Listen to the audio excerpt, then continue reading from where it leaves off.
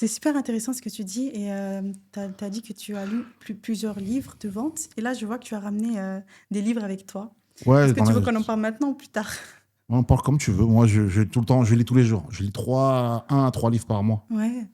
Et ça, c'est ton livre à toi? Bon, ça, c'est mon livre à moi. J'aime bien le relire de temps en temps. Oui. Tu peux nous parler de ton livre? Ça, c'est mon livre, La Troisième Voie, hein. Exactement. Il s'appelle La Troisième Voie. Pourquoi La Troisième Voie? Très simple. Dans la vie, je pense qu'il y a deux voies. Il y a la voie du bien, la voie du mal. Et moi, la troisième voie, c'est la voie de la solution. Ok. Tout simplement. Et dans mon livre, c'est pas un livre qui parle de moi. C'est pas un livre qui parle de mon vécu. C'est toutes les solutions sur l'éducation financière, hein. C'est un livre sur Ouais. l'éducation financière. Ça n'apporte que des solutions à toutes les problématiques d'éducation financière aujourd'hui, Ok. basées sur l'économie mondiale, sur des textes religieux aussi. Ok. Et du coup, comment est-ce que tu alignes ton business avec ta foi? Très simple, hein. Moi, à la base, c'est très simple pour moi, parce qu'en vérité, je suis tombé dedans. Moi, je suis de famille d'imams. Ça veut dire que côté de ma mère, c'est des imams en français en Mali. En Mauritanie, toute ma descendance, il n'y a que moi qui n'est pas encore imam. Donc tout le monde est imam. Donc moi, je suis né dans les textes. Ce qui fait que j'ai des. Et aussi, j'ai. Donc logiquement, il y a des choses que j'arrive à comprendre parce que j'ai une famille d'imams. Par exemple, Perturbator Network, tout le monde parle de Tawakkul. Mais en vérité, Perturbator Network, quand j'ai décidé de lancer les événements, j'ai dit, mais comment je vais le lancer? Je me suis basé sur une histoire du prophète. Par exemple, le prophète, sallallahu alayhi wa sallam, quand il part, quand il quitte Makkah, il va à Médine. Quand il arrive à Médine, les Médinois, ce n'est pas des musulmans.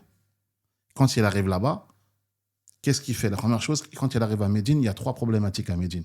Il y a le marché de Médine. Quand il fallait entrer au marché, il fallait payer une entrée. Le prophète a fait en sorte que ça soit gratuit. Donc en finance, on appelle ça de la déflation. La deuxième chose, il y avait la tribu des Quraysh et une autre tribu qui était en guerre. Il les a réconciliés. Et il a vu qu'aussi, parce qu'aujourd'hui, tu vas à Médine, il y a un endroit où on coupe plus du bois. Parce qu'il a vu qu'à force de couper des bois, en fait, on va manquer de bois.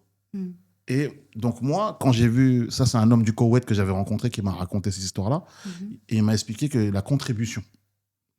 Et donc moi, quand j'ai conçu Perturbator Network, j'ai dit, en fait, la seule manière de ramener son message, c'est de contribuer aux gens. Comment le prophète il a fait? Il a fait ça à Médine.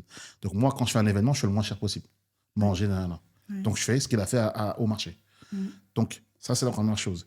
Le 2, le fait de rassembler les gens, je les réconcilie. Je réconcilie des gens d'un certain niveau, qui ont des millions, et des gens qui n'ont rien du tout, qui débutent. Le fait de les réconcilier, c'est le message du prophète. Et Médine, moi, je me suis rendu compte que la problématique des gens aujourd'hui, c'est que tu ne peux pas construire une communauté si tout le monde est pauvre dans la communauté. C'est toi, à la fin, on va terminer toi. Donc je me suis dit, Mamad, fais un livre, au moins tu pourrais les aider à gérer leurs finances. Je pense que dans quelques années, tu seras entouré des gens qui ont chacun leurs moyens. Et quand on va s'asseoir pour parler argent, on ne sera pas en train de fouiller nos poches. Ouais. Donc voilà.